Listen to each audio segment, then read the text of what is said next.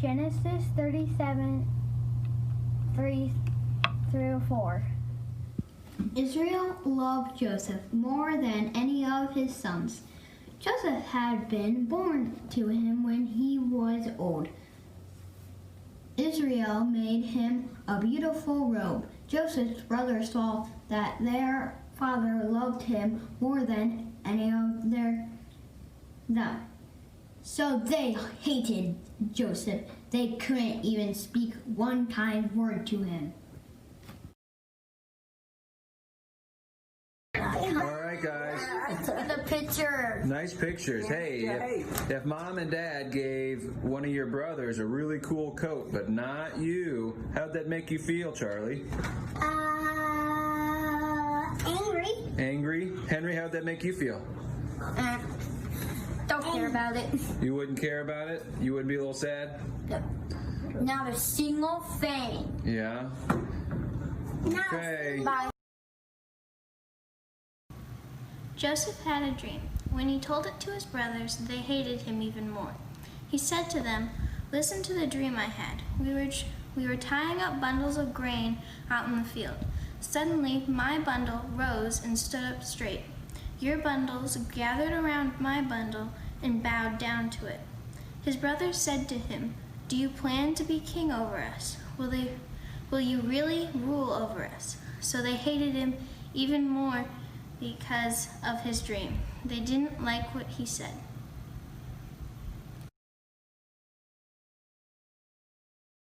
How would you feel if your brother or sister said they had a dream and they would one day rule over you?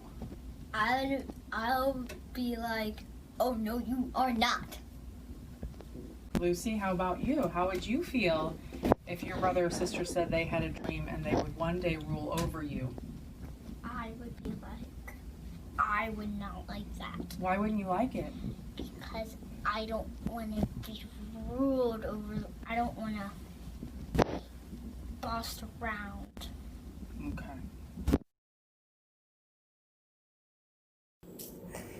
Then Joseph had another dream. He told his brothers, "Listen," he said, "I had another dream. This time the sun and the moon and the 11 stars were bowing down to me." He told his father as well as his brothers. Then his father objected. He said, "What about this dream you had? Will your mother and I and your brothers really do that? Will we really come down and bow to the ground in front of you?" His brothers were jealous of him, but his father kept the matter in mind.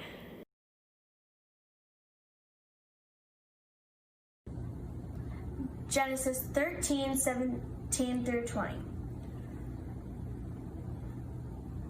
Israel said to Joseph, "As you know, your brothers are taking care of the flocks. Come, I'm going to send you to them." "All right," Joseph replied.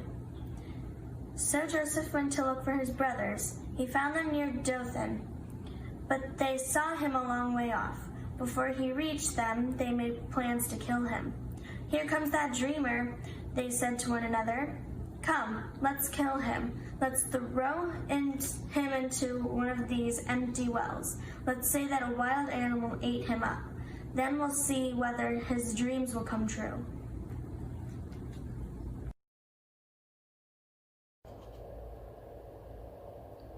Go. Reuben heard them.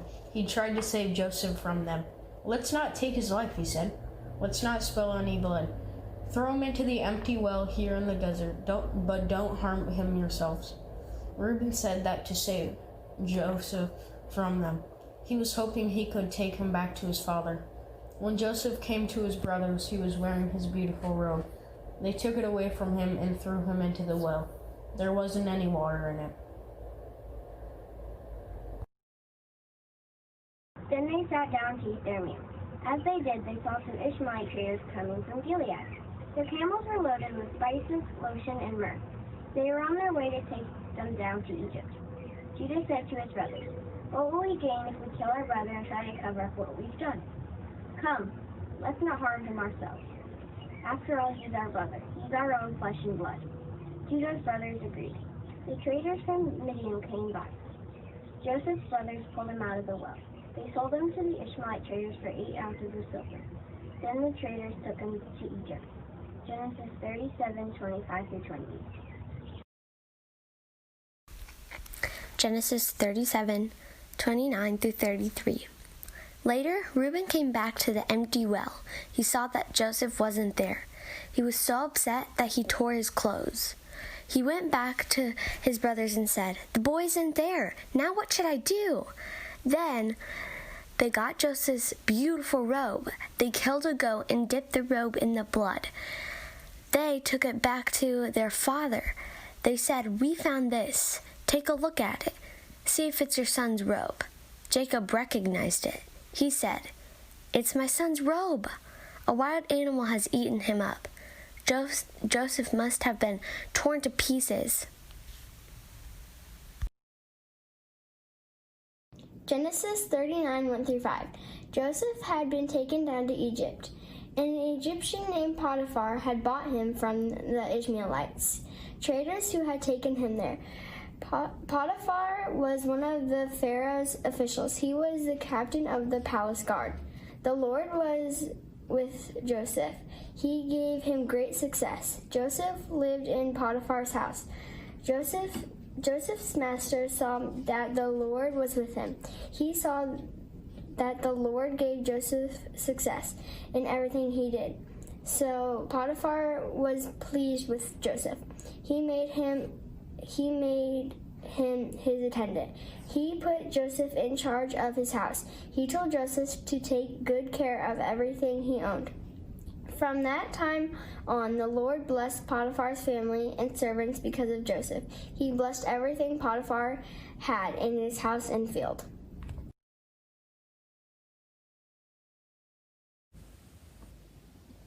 Genesis 39:6b-12. Joseph was strong and handsome. After a while, his master's wife noticed Joseph.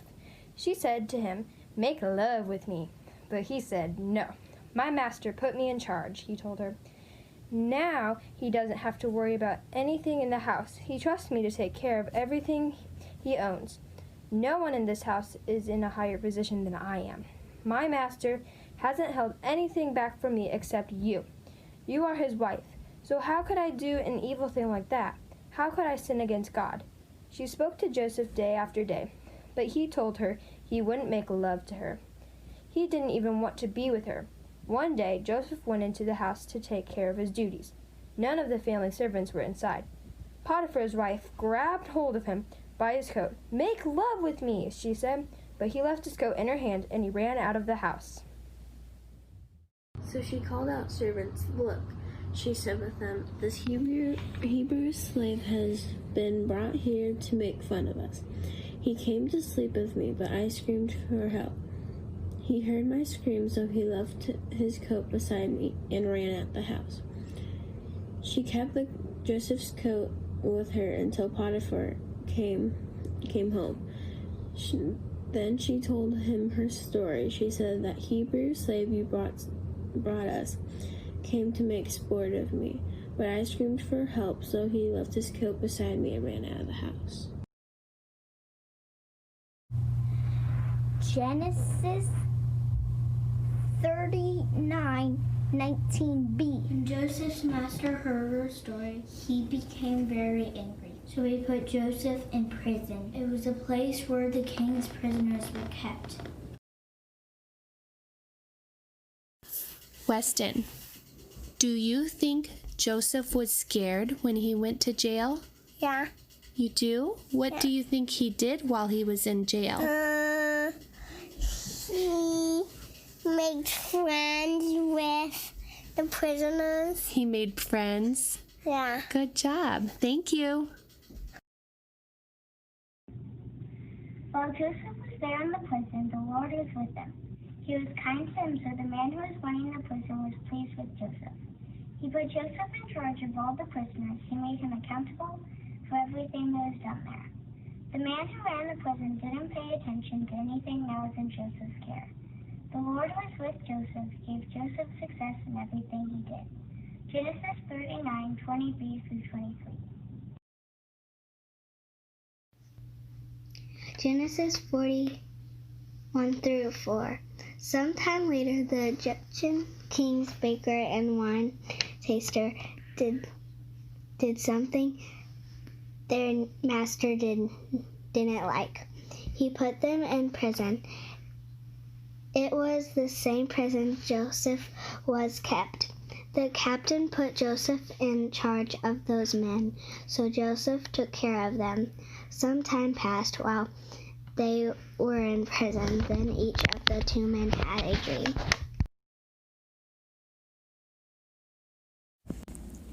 Do you know what it means to be the king's baker and wine taster? The baker baked the food for the king and his palace and people, and the wine taster tasted the wine for the king to make sure no one had put poison in it. We both had dreams, but no one can tell us what they mean. Then Joseph said to them, "Only God knows what dreams mean. Tell me your dreams." So the chief wine taster told Joseph his dream. He said to him, "In my dream I saw a vine in front of me. There were 3 branches on the vine. As soon as it budded, it flowered, and bunches of ripe grapes grew on it. Pharaoh's cup was in my hand. I took the grapes. I squeezed them into Pharaoh's cup. Then I put the cup in his hand." Genesis 48 through 11. What your dream means, Joseph said to him. "The 3 branches are 3 days. In 3 days, Pharaoh will let you out of prison. He'll give your job back to you, and you will put Pharaoh's cup in his hand. That's what you used to do when you were his wine taster. But when everything is going well with you, remember me. Do me a favor. Speak to Pharaoh about me. Get me out of this prison. I was taken away from the land of the Hebrews by force. Even here, I haven't done anything to be put in prison for." The chief baker saw that Joseph was giving a positive meaning to the wine taster's dream. So he said to Joseph, I had a dream too. There were 3 baskets on my head. All kinds of baked goods for the Pharaoh were in the top basket. But the birds were eating them out of the basket that was on my head.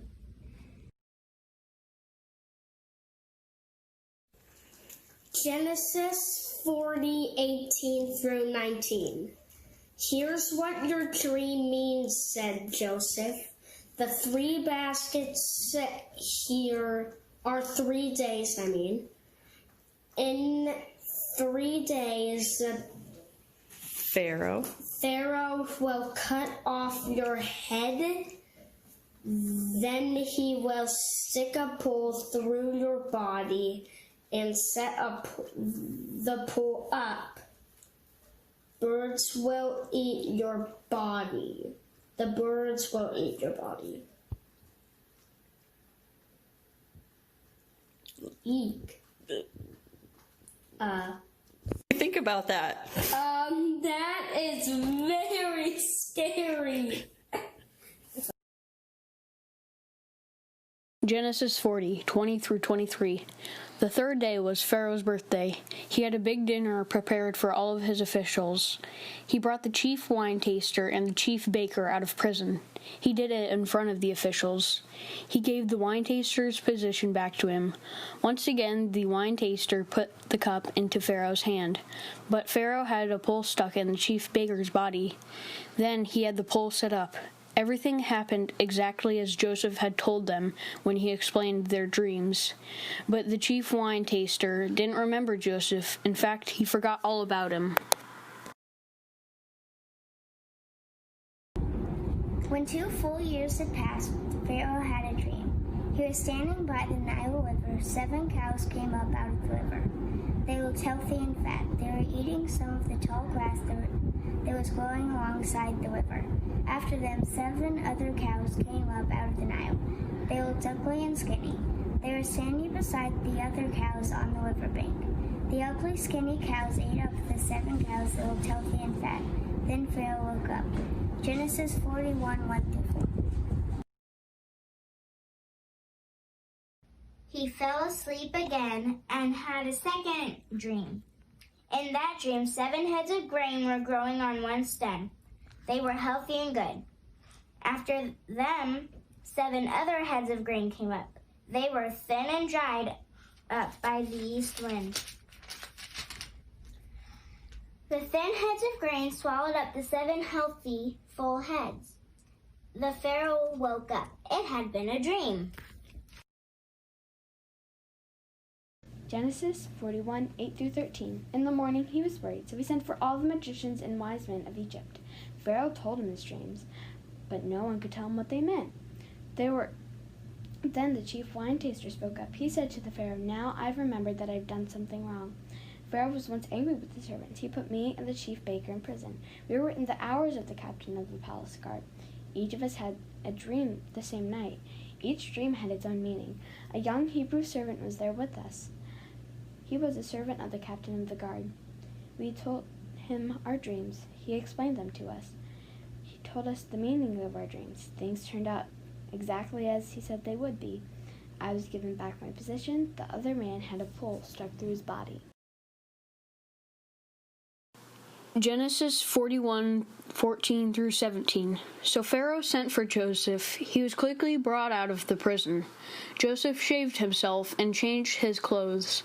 Then he came to Pharaoh. Pharaoh said to Joseph, "I had a dream. No one can tell me what it means. But I've heard that when you hear a dream, you can explain it." "I can't do it," Joseph replied to Pharaoh. "But God will give Pharaoh the answer he wants." Then Pharaoh told Joseph what he had dreamed. Said to Pharaoh, "Both of Pharaoh's dreams have the same meaning. God has shown Pharaoh what he is about to do. The 7 good cows are 7 years, and the 7 good heads of grain are 7 years. Both dreams mean the same thing. The 7 thin, ugly cows that came up later are 7 years. So are the 7 worthless heads of grain that were dried up by the east wind. They are 7 years when there won't be enough food." It's exactly as I said to Pharaoh. God has shown Pharaoh what he's about to do. 7 years of plenty of food are coming to the whole land of Egypt. But 7 years when there won't be enough food will follow them. Then everyone will forget all about the food Egypt had. Terrible hunger will destroy the land. There won't be anything left to remind the people of the years when there was plenty of food in the land. That's how bad the hunger that follows will be. Oh, wow. Do you think Pharaoh believed Joseph?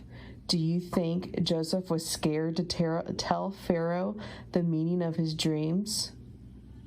Come back next week to see what happens to Joseph and if Pharaoh believes what Joseph told him about his dreams.